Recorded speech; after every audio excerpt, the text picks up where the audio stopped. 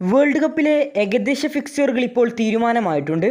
പല ഗ്രൂപ്പുകളിലും 3 റൗണ്ട് മത്സരങ്ങൾ കഴിഞ്ഞിട്ടുണ്ട്. എന്നാൽ പല ഗ്രൂപ്പുകളിലും 3-ാം റൗണ്ട് മത്സരങ്ങൾ അവശേഷിക്കുന്നുണ്ട്. ക്രിസ്റ്റ്യാനോ റൊണാൾഡോയുടെ പോർച്ചുഗലും ലിയോ മെസ്സിയുടെ അർജന്റീനയും എല്ലാം നാളെ കളത്തിലേക്ക് ഇറങ്ങുകയാണ് അവരുടെ അവസാന പോരാട്ടത്തിനായി. ലോക ചാമ്പ്യന്മാരായ അർജന്റീനയ്ക്ക് അവസാന മത്സരം ജോർദാനെതിരെയാണ്. ഈ മത്സരം അർജന്റീനയെ സംബന്ധിച്ചിടത്തോളം ഏറെ നിർണായകമൊന്നുമല്ല. നിലവിലെ റൗണ്ട് ഓഫ് 32-ൽ അർജന്റീനയ്ക്ക് എതിരാളികളുമായി. അതേസമയം ക്രിസ്റ്റ്യാനോ റൊണാൾഡോയുടെ പോർച്ചുഗലിന് അതിനിർണായകമാണ് പോരാട്ടം. കൊളംബിയക്കെതിരെയാണ് നിലവിൽ ആ പോരാട്ടം നടക്കുന്നത്. ഗ്രൂപ്പിൽ 6 പോയിൻ്റുള്ള കൊളംബിയയാണ് 1-ാം സ്ഥാനത്ത്.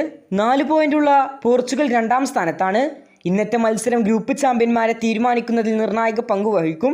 ഇരു ടീമുകളും ക്വാളിഫൈ ചെയ്തിട്ടുണ്ടെങ്കിലും റൗണ്ട് ഓഫ് 32-ലെയും റൗണ്ട് ഓഫ് 16-ലെയും ക്വാർട്ടർ ഫൈനലിലെയും സെമി ഫൈനലിലെയും എല്ലാം എതിരാളികളെ തീരുമാനിക്കുന്നത് ഈ ഒരു പോരാട്ടമായിരിക്കും.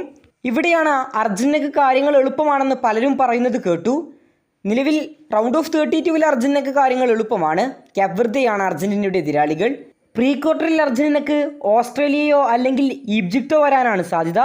ഈ 2 ടീമുകളിലെ മത്സരത്തിലെ വിജയികളായിരിക്കും അർജന്റീനയുടെ എതിരാളികളാവുക. ക്വാർട്ടർ ഫൈനലിൽ നിലവിലെ റിപ്പോർട്ടുകൾ അനുസരിച്ച് കൊളംബിയ അല്ലെങ്കിൽ സ്വിറ്റ്സർലാൻഡ് ഈ ടീമുകൾ വരാനാണ് സാധ്യത. എന്നാൽ ഇന്ന് ഗ്രൂപ്പിൽ നടക്കുന്ന പോർച്ചുഗൽ കൊളംബിയ പോരാട്ടത്തിൽ പോർച്ചുഗൽ വിജയിച്ച് പോർച്ചുഗൽ 1-ാം സ്ഥാനത്തെങ്കിൽ ക്വാർട്ടർ ഫൈനലിൽ നമ്മളെ കാത്തിരിക്കുന്നത് മെസ്സി റൊണാൾഡോ പോരാട്ടമാണ്. പോർച്ചുഗൽ അർജന്റീന പോരാട്ടം നമുക്ക് കാണാനാകും. അതിന് ഇന്നത്തെ കൊളംബിയ പോർച്ചുഗൽ മത്സരത്തിൽ പോർച്ചുഗൽ വിജയിച്ചാലേ ക്വാർട്ടർ ഫൈനലിൽ ഇങ്ങനെ ഒരു പോരാട്ടം നമുക്ക് കാണാനാകൂ. ഈ ഒരു പോരാട്ടം ഇരു ടീമുകൾക്കും അതിനിർണായകമായിരിക്കും.